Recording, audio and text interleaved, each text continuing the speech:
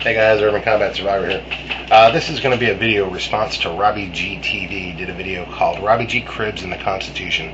I saw that Lambdog and Mike and the 45 Reason all did a video response to that. So I'm going to try to roll all this into one video and see if 15 minutes lets me do it.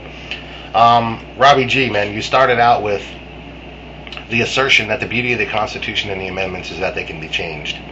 I want to stop you right there. Before you even get to the rest of your argument, which is all based on that foundation, I want to stop you right there. The Constitution starts out by saying we are endowed by our Creator with certain unalienable rights. That means non-negotiable. The beauty of the Constitution is that the document is made to limit government from infringing on our rights. The Constitution doesn't give us these rights. The Constitution simply documents that they exist. They don't give them to us, man. So it isn't set up to change. They made a process for changing the Constitution, for altering it, and that process would require a constitutional convention, which basically is all of the states getting together, and then they would have to pass a 3/4 vote. 75%, which is an overwhelming majority, vote to change the actual Constitution, to actually alter this thing. So I disagree. It was not written to be changed. There was a process in place to change it if it became necessary in the future. But it was not designed for change. These things are etched in stone. Your right to freedom, your right to liberty is documented in that paperwork. That's what was written down there. So saying that the beauty of this thing is that it can change, and then you use a comparative in the stock market where 51%, what you're talking about is a democracy. This is a republic. There's a difference between the two. You're talking about essentially organized mob rule. That isn't the way our Constitution was written. You said Americans feel entitled to certain things. It's not a sense of entitlement. Americans are the only ones on the planet right now who are actually free to live as free men and exercise their unalienable rights.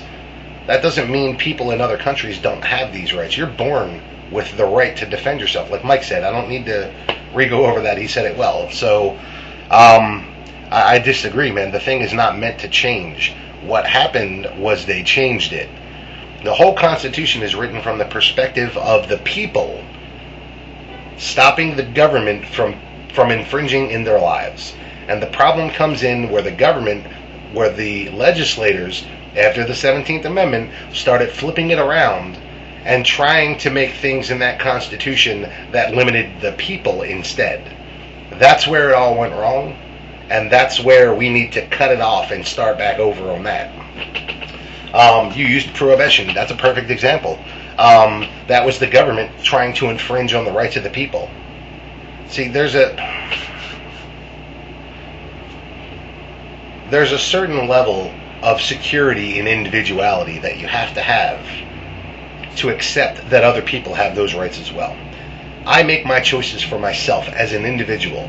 It's individual determination is the goal of the documentation of the Constitution.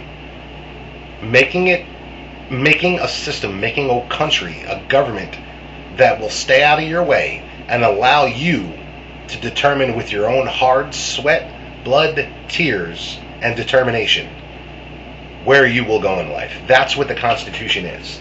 Anything that tries to alter that and tries to limit the behaviors of individuals is something that is anathema to the Constitution, anathema to liberty, and anathema to freedom. These are the antithesis of what that thing was written for. You gave the example of the commandments, that how they're just common sense. You shouldn't be screwing your neighbor's wife. Well, obviously they felt the need to say it. So at the time it was written, maybe a lot of people were doing that. People don't feel the need to document rights or make laws if there's no need to do so. There's always a reason for it. See, I disagree with you that the federal system needs to be defended. The federal system needs to be dismantled. Our Constitution, our country was set up based on states' rights. If you want something different, if the people in your community want something different, you take care of that on the state level, not the federal level. The federal government is there only to take care of federal issues. They're not supposed to govern local issues. Again, the 17th Amendment is when they hijacked all that. If you want to live in a state where there's no guns, then your state can write its own constitution and remove guns. And if the people in that state choose to live there, then they're choosing to live under that rule. But the alternative is you can move to Texas. You can move to another state that has gun rights that you more closely, mirror in your personal beliefs, or that more closely mirror your personal beliefs. Any argument based on that the Constitution is changeable, and based on the Constitution or the government having the ability to ever infringe on our rights, is one that I just completely reject. I gotta disagree, man. Lambdog, you said liberty is stated in the preamble to the Constitution, and that it was trying to be a balance between liberty for the masses versus liberty for the individual. I agree with your prominent placement of liberty. What I disagree with is the balance there between the masses, and I might have misunderstood what you were saying there. But in my opinion, liberty is always individual. As long as my liberty is not infringing on your liberty, then I should be free to do that. Right now, like you said, advantages are given to corporation.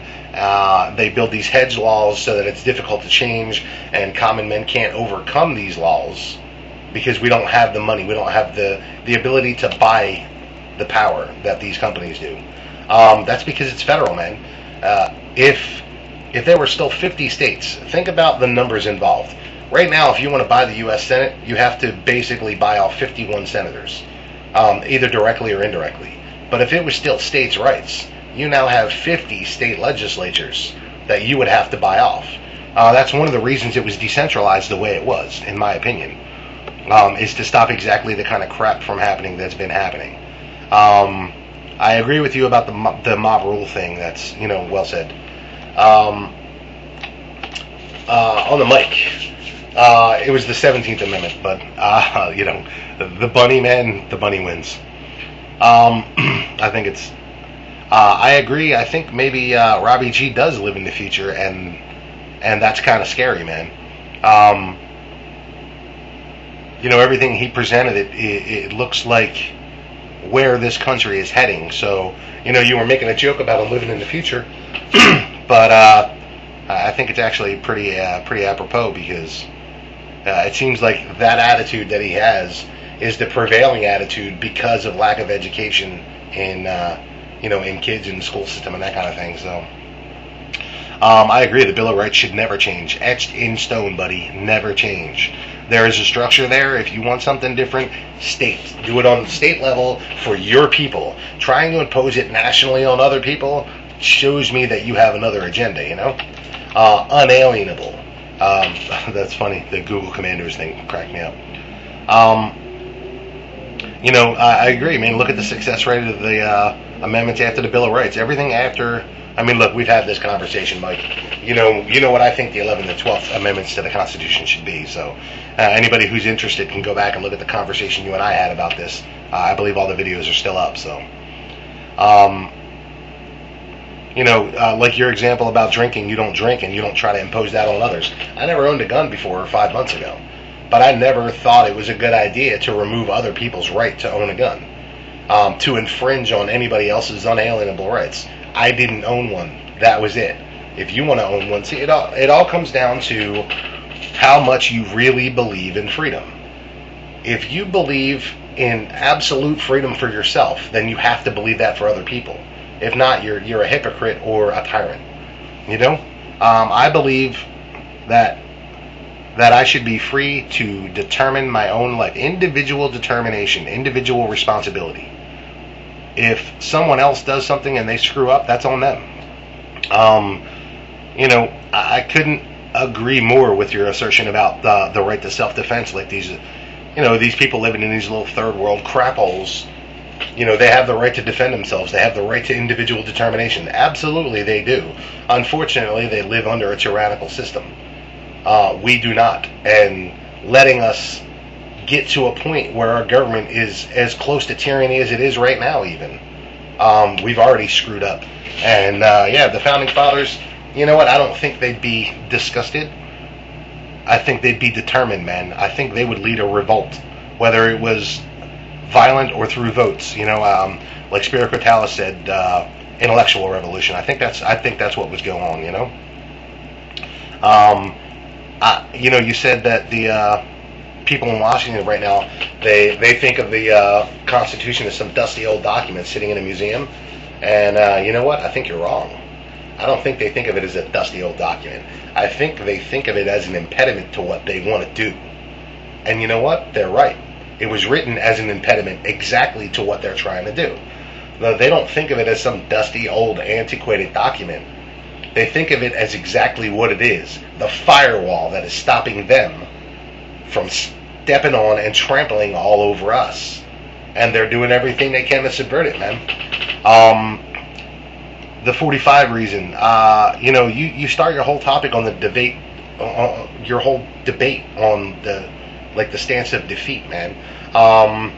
If the laws of the land, change, that means that they're trying to remove our unalienable rights. That's worth fighting for, in my opinion. Majority rule is mob rule. We're a republic. We're not a democracy. So, that's, really look into the differences on that, man. We are a republic, not a democracy. Your UK example is great, but look up no duty. Just go to Google and type in no duty, and you'll see exactly how our government stance is on protecting us. An unarmed populace is a subjugated populace, man. You said no gun laws make sense. There is one that I think we could debate on pretty extensively, and that's the nuclear non-proliferation. Are you allowed to own a nuclear weapon? That's a debate, I guess, that we could have, but according to the Constitution, yes, you can. At the time, the equivalent at the time, Thomas Jefferson had a freaking cannon on his front lawn. So, that pretty much tells how the founders would probably see that, in my opinion. I think gun laws don't protect the criminals. I think they protect the tyrannical. Protecting the criminals is just a symptom, and it's a side effect. The gun laws are put in place to protect the tyrannical. Or, as I said in my other video, to distract from the real issue. Don't blame the animals that are acting like animals. Blame the tools that they're using to make the animalistic behavior more powerful or more effective. I agree with your assessment of the unemployment and the taxes. And, look, the government's there to serve us. If something goes wrong in your life, that's what private charity is for. That's what family is for. Quick note on your beard there, man. Use a straight razor. Cuts right through it like butter. Instead of using them powered ones or the little disposable guys, one of them long straight razors, right through. Good stuff. Anyway, you say there's no fixing the system, that it's poisoned and there's no way to fix it. I couldn't disagree more with that, man. You started again from a stance of defeat. It can be fixed. It can be corrected. We're at the point of intellectual revolution, not violent revolution. So anyway, that's my take on this run, and I hope I made it in my 15 minutes. So, there it is. So, all right, I hope I addressed everything and was able to get across clearly what I meant to say. Urban Combat Survivor, sign off.